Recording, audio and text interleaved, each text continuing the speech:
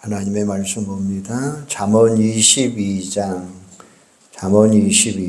22절부터 25절 말씀까지입니다. 잠언 22장 22절에서 25절입니다. 한번 같이 읽을까요? 너를 낳은 아비에게 청종하고 내 늙은 어미를 경히 여기지 말지니라. 진리를 사되 팔지는 말며 지혜와 훈계와 명철도 그리할지니라. 의인의 아비는 크게 즐거울 것이요 지혜로운 자식을 낳는 그로 말미암아 즐거울 것이니라. 내 부모를 즐겁게 하며 너를 낳은 어미를 기쁘게 하라. 아멘. 세상에는 다양한 향기가 있습니다. 꽃에는 꽃의 독특한 향기가 있습니다. 과일에도 과일 향기가 있습니다. 특별히 열대 과일 중에 두리안이라고 하는 과일이 있습니다. 꼭 도깨비 방망이처럼 생긴 큰 열매인데 냄새가 아주 고약합니다. 냄새가 얼마나 강한지 아파트 안에서 두리안을 먹으면 아파트 전체에 냄새가 풍길 정도라고 이야기하고 있어요. 드시지 못하는 분들에게는 너무나 역겨운 냄새지만 좋아하는 사람들에게는 그 냄새가 얼마나 싱그러운지 모릅니다. 한번 두리안의 맛에 빠지면 모든 것을 안 사 먹으면 안 사 먹을 수 없을 정도로 그렇게 강한 느낌을 준다는 겁니다. 사람들에게도 독특한 채취가 있습니다. 우리는 서양 사람 곁에 가면 노린내 난다고 합니다. 그런데 서양 사람들은 우리한테 마늘 냄새, 김치 냄새 난다라고 이야기합니다. 이 땅에 존재하는 모든 것은 다 냄새가 있어요. 그것이 향기롭든 그렇지 않든 모든 것은 다 냄새가 있다는 겁니다. 그렇다면 세상에서 가장 멀리 가는 향기는 무엇일까요? 바로 사랑의 향기입니다. 천상에서 하나님이 우리를 위해 베풀어 주신 향기가 있습니다. 바로 십자가를 통한 아가페의 사랑입니다. 지상에서 부모님이 우리를 위해서 베풀어 주신 향기가 있습니다. 바로 아버지, 어머니의 가슴 찡한 사랑의 향기라고 하는 말씀이에요. 남극의 눈물이라고 하는 그런 남극의 눈물이 방영된 적이 있습니다. 그 가운데 황제 펭귄을 보고 동물의 자식 사랑이 얼마나 극한가를 깨달을 수가 있어요. 영하 60도를 넘나드는 혹한의 주위 속에서 엄마 펭귄이 알을 낳습니다. 엄마 펭귄은 아빠 펭귄에게 알을 건네주고 먹이를 구하러 먼 길로 떠나갑니다. 아빠 펭귄은 두 발을 모아 가슴 속에 넉 달 동안 알을 품습니다. 혹시 놓치기라도 하면 1, 2분 안에 알은 얼어버리고 맙니다. 넉 달 동안 추위를 이기기 위한 방법은 허들링이라고 하는 것이 있습니다. 수천 마리의 펭귄이 무리를 지어서 몸을 맞대고 있는 겁니다. 이 허들링의 과정도 얼마나 질서정연한지 모릅니다. 서로 자리를 바꾸면서 빙빙 돌아갑니다. 하지만 영하 60도 이상의 극한 추위 속에서 자식을 잃는 아빠 펭귄도 많습니다. 실수로 알을 놓치기도 합니다. 최선을 다했지만 죽은 채 태어나는 새끼도 있습니다. 그런데 그 아빠 펭귄은 알에 대한 미련을 버릴 수가 없습니다.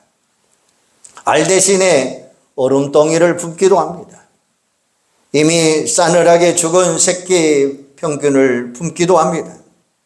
얼마나 가슴이 찡한지 모릅니다. 넉 달 동안 생사를 건 아빠 펭귄의 지극정성으로 부화가 시작이 됩니다. 귀여운 새끼 펭귄들이 알을 깨고 하나둘 태어납니다. 아빠 펭귄은 그동안 아무것도 먹지 못합니다. 몸은 수척해지고 쓰러지기 일보 직전입니다. 그런데도 새끼 펭귄을 위해 마지막 힘을 다해 자기 몸속에 저장되었던 펭귄 밀크를 그들에게 먹입니다. 펭귄 밀크가 거의 떨어져 갈 때 먹이를 구하러 갔던 어미 펭귄이 나타납니다. 뱃속에 음식을 잔뜩 저장하고 끼우뚱끼우뚱거리며 옵니다. 아빠 펭귄도 힘들지만 엄마 펭귄도 자식에게 줄 먹이를 구하기 위해 사투를 벌입니다. 그러다가 상처를 입고 피를 흘리기도 합니다. 상처가 심해 쩔뚝거리며 오는 엄마 펭귄도 있습니다. 엄마 펭귄은 기력을 다한 남편은 쳐다보지도 않습니다. 새끼 펭귄에게만 먹이를 줍니다. 여기서 저는 여자의 비정함도 깨달았어요. 사랑하는 여러분, 우리는 힘을 내야 됩니다. 아빠 펭귄은 새끼를 넘겨주고 다시 바다를 향해 또벅또벅 걸어갑니다.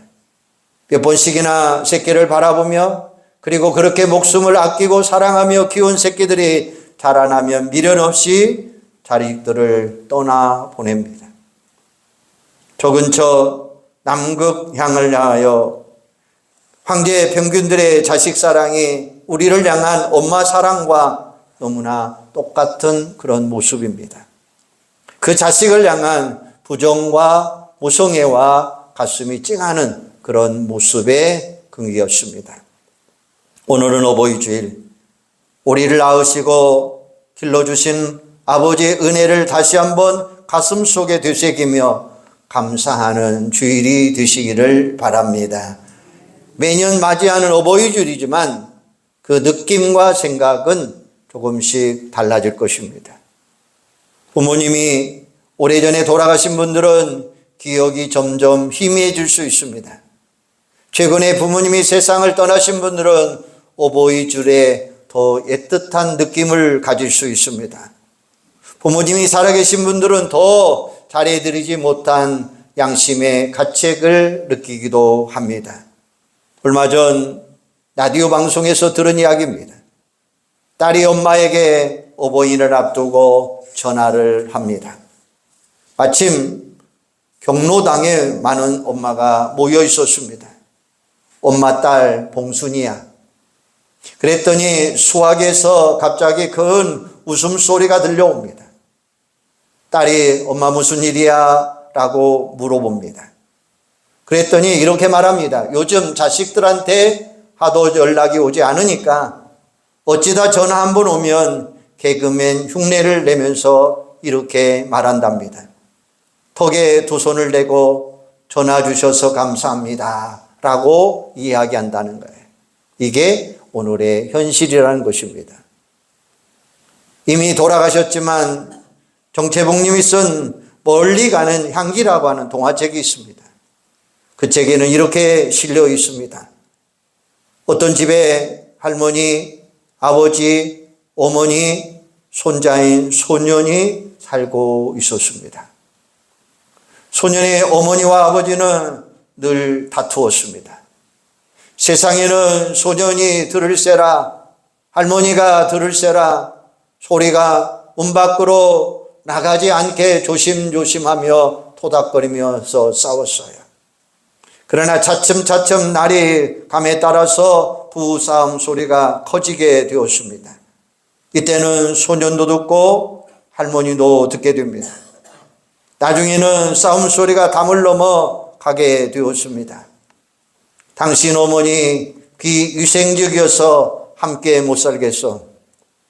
오늘 신경정신과에 다녀와서 내 변명이 무엇인지 아세요? 당신 어머니가 남한테 망신 사는 일만 저르니까 나이는 노이로제에 걸릴 수밖에 없어요. 라는 이야기였습니다. 시간이 지나갑니다. 소년의 어머니는 할머니를 보고 고개를 돌립니다. 얼마 가지 않아서 소년의 아버지도 할머니 방 앞에 무사히 지나갑니다. 어느 날 또 죽는다는 소리가 터져 나왔습니다. 소년의 어머니는 시퍼렇게 되어서 외쳤습니다. 나를 택하든지 당신 어머니를 택하든지 둘 중에 하나를 선택하세요. 마침내 소년의 어머니와 아버지는 합의를 합니다. 할머니가 묵은 방 하나를 얻어서 내보내기로 결정한 것이었습니다. 낙엽이 우수수 지는 날, 온 식구가 달려들어서 할머니의 이삿짐을 쌉니다. 아버지는 담배를 피워 물고 상자를 묶고, 어머니는 고무 장갑을 끼고 할머니의 짐을 쌉니다. 소년은 종이와 연표를 꺼내서 적기 시작합니다. 헌옷장 1개, 전기장판 1개, 담요 1개, 밥통 1개, 숟가락, 젓가락 모든 것을 적어갑니다. 어머니가 소년에게 물었습니다. 너 왜 그런 거 쓰니? 소년이 이렇게 대답합니다. 다음에 어머니 아버지를 내보낼 때 내가 챙겨드릴 품목이에요 라는 말이었습니다. 그래서 이 일을 고려장이라고 이야기하죠. 오늘날에는 현대판 고려장이 있습니다. 병에 걸린 부모를 길거리에 버리는 경우도 있습니다. 요한병원에 모셔놓고 나타나지 않는 경우도 있습니다. 심지어 여행시켜 드린다고 모시고 가서 슬그머니 사라지는 경우도 있습니다. 성경은 말세 징조 중에 하나를 부모를 거역한다라고 이야기하고 있습니다. 부모의 말씀을 듣지 않는 것이 아니라 이제는 부모를 버리는 안타까운 세대 속에 우리들이 살아가고 있다는 것입니다. 성경은 분명히 말합니다. 자녀들아, 주 안에서 너희 부모에게 순종하라. 이것이 옳으니라. 내 아버지와 어머니를 공경하라. 이것은 약속 있는 첫 계명이니 이로써 내가 잘되고 땅에서 장수하리라 말씀하고 있습니다. 하나님께서 우리에게 주신 약속 있는 첫 계명은 바로 부모에게 순종하라는 것입니다. 아버지와 어머니를 공경하라는 것입니다. 오직 부모님을 향하여서는 순종과 공경을 우리에게 강조하고 있어요. 이것을 지키는 것이 바로 약속하신 첫 계명이라고 하는 말씀입니다. 이 땅에 사는 동안 형통케 되고 우리에게 주신 삶을 누리게 하는 축복받는 비결이 부모 공경이다라는 말씀입니다. 교회 유치원에 다니는 어린 아들이 어느 날 집에 돌아와서 무엇인가를 열심히 외우고 있습니다. 가만 들어보니까 10계명이었습니다.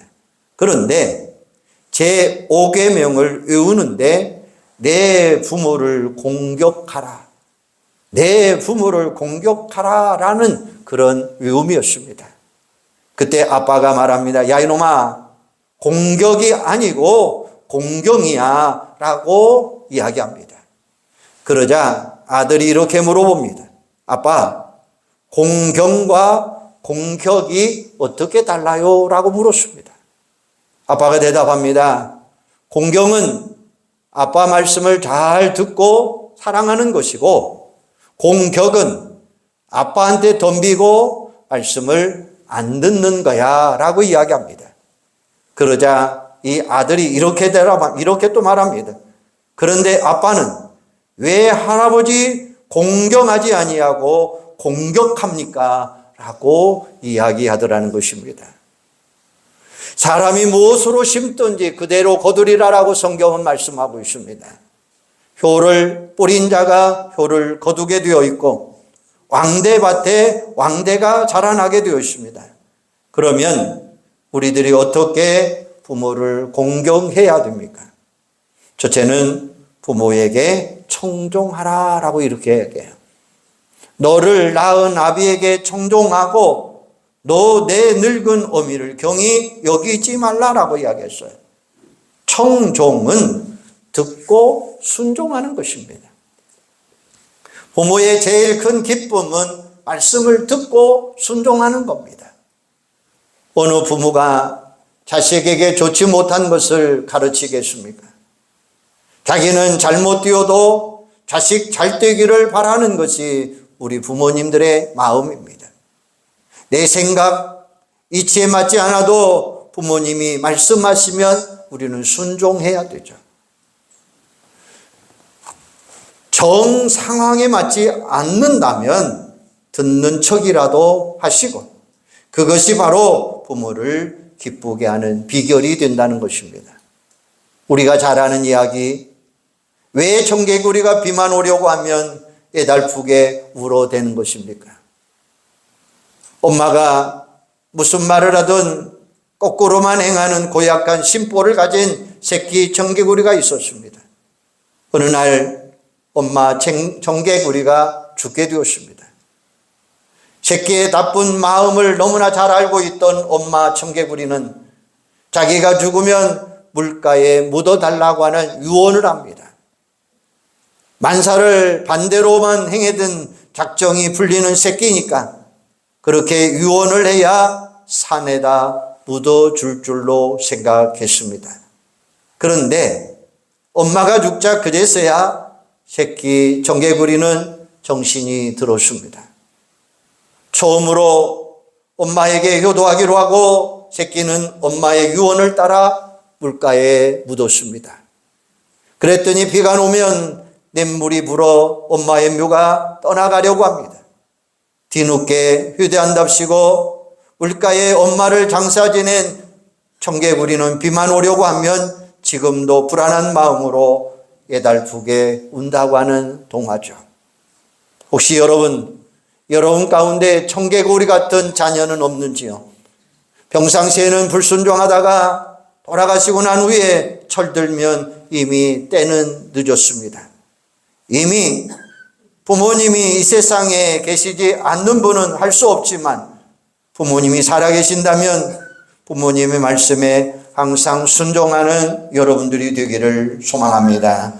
두 번째는 부모를 경홀히 여기지 말라. 이것을 적극적으로 해석해 보면 부모를 자랑스럽게 여기라라는 거예요.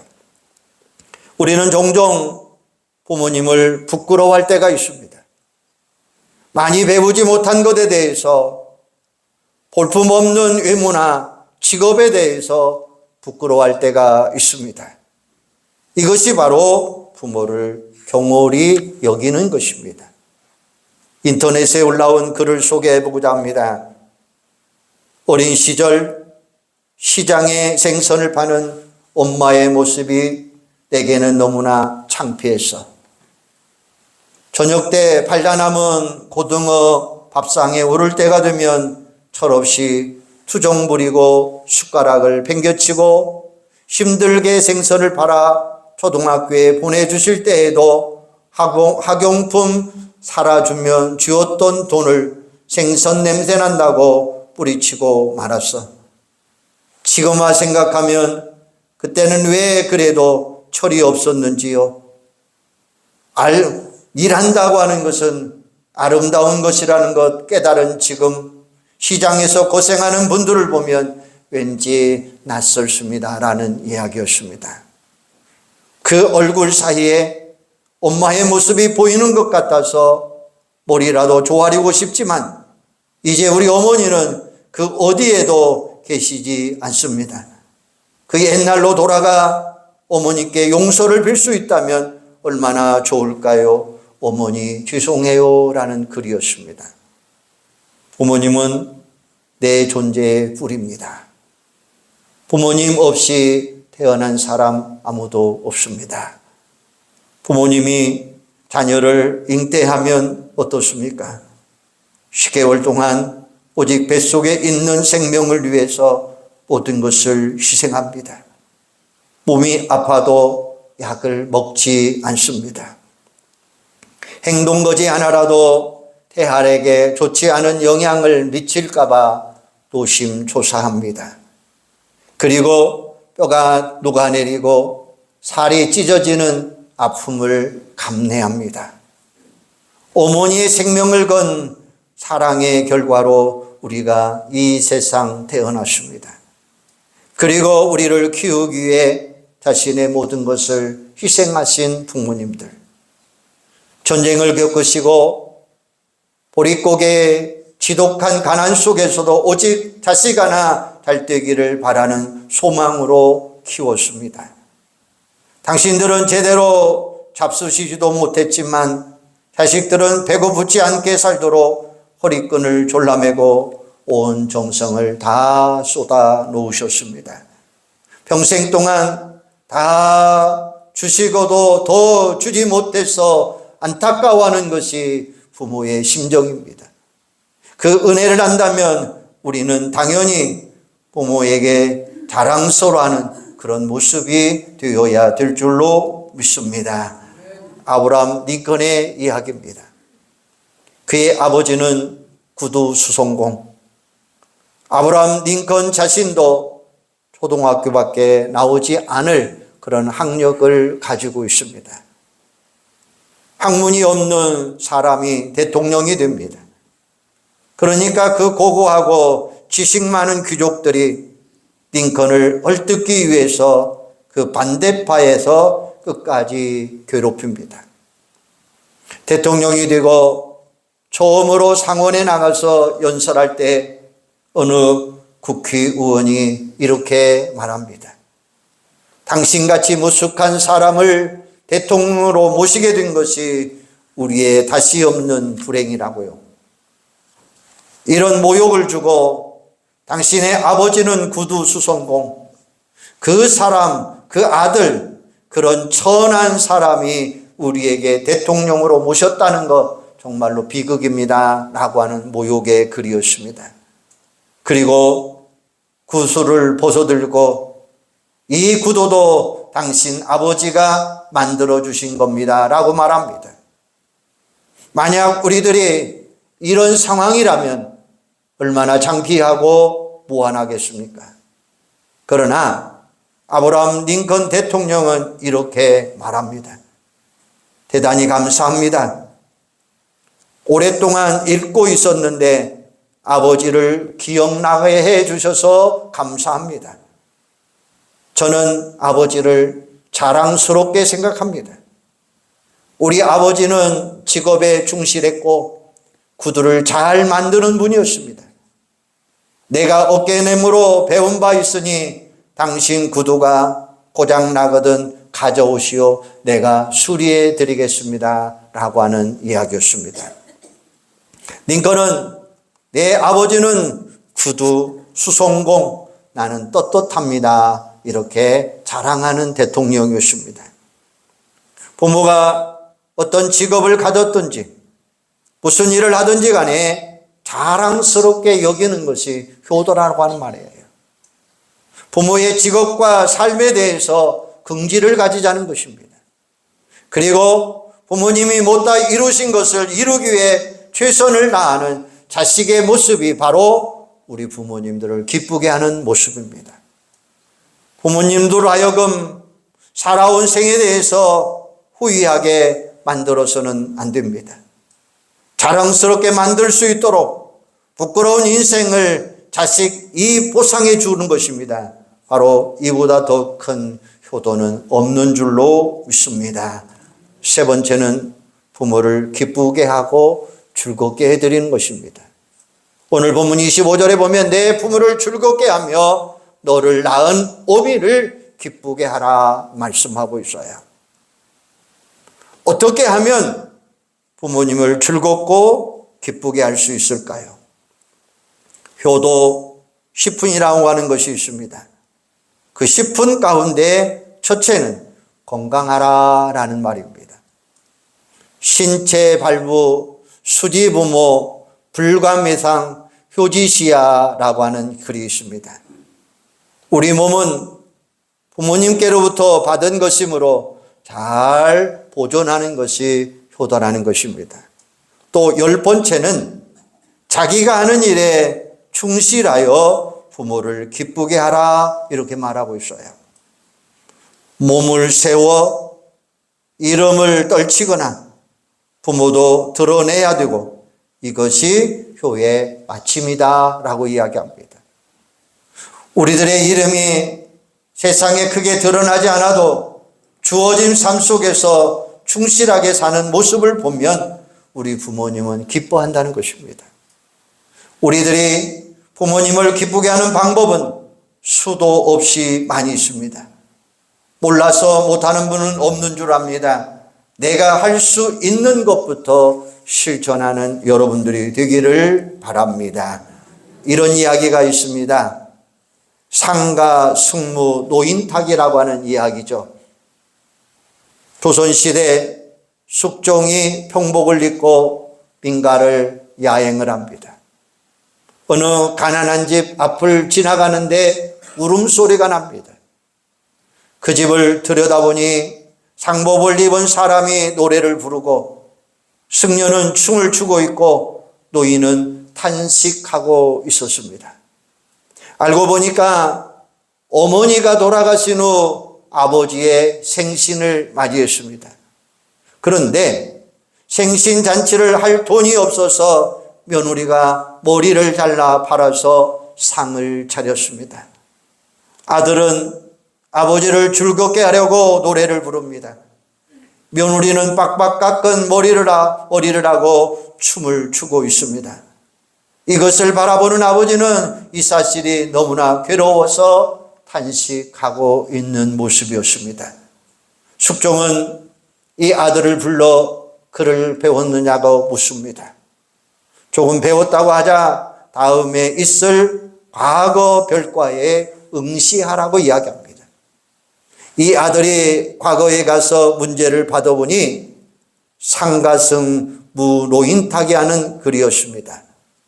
이 아들이 과거에 장원급제하였고 그 후에도 아버지를 잘 섬겼답니다.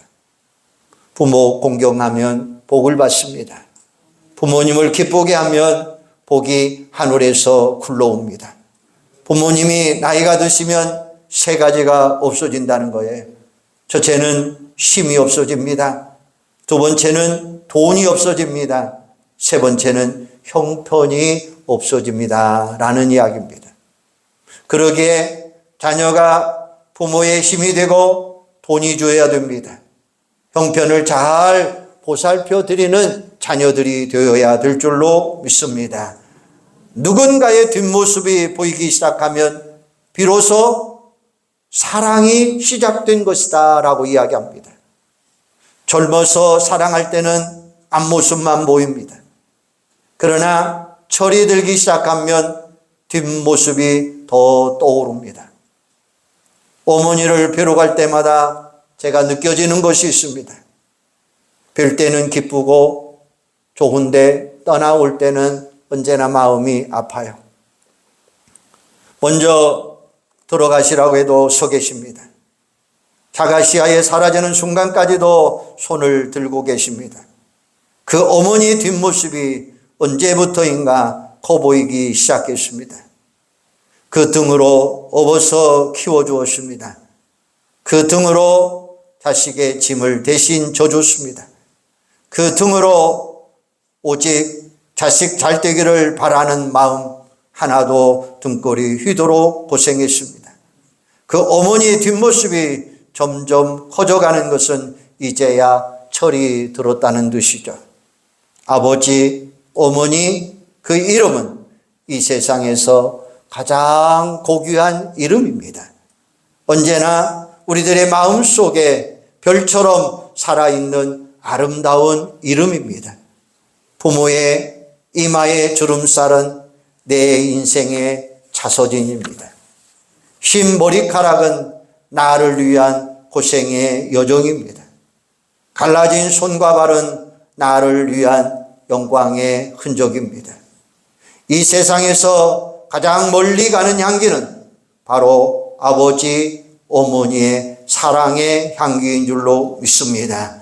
그 사랑의 향기를 맡고 우리가 살았다면 이제는 그 향기를 되돌려주는 여러분들이 되기를 주님의 이름으로 축원합니다. 기도하겠습니다. 하나님, 은혜와 사랑 감사합니다. 내 부모를 공경하라 주님 말씀해 주셨어요. 오늘 말씀처럼 내 부모를 공경하며 내 부모를 즐겁게 하는 저희들이 될 수 있도록 주여 도와 주시옵소서. 그래서 오직 우리는 부모를 기쁘게 하고 즐겁게 하고 행복하게 하게 하시고 부모를 경홀히 여기지 않게 하여 주시고 부모에게 청종하는 저희들이 다 되도록 주님 역사하여 주시옵소서. 그래서 우리는 이 땅에 계신 부모님, 이 땅에 계신 아버지, 모든 부모님들을 잘 공경하고 순종하고 말씀의 놀라운 역사를 이루어갈 수 있는 귀한 자들이 다 되도록 도와주시옵소서. 그래서 순종함으로 잘되고 장숙케 하는 그런 놀라운 축복을 누릴 수 있는 귀하고 복된 자들이 다 되도록 성령님 주관하여 주시옵소서. 예수님의 이름으로 기도하옵나이다. 아멘.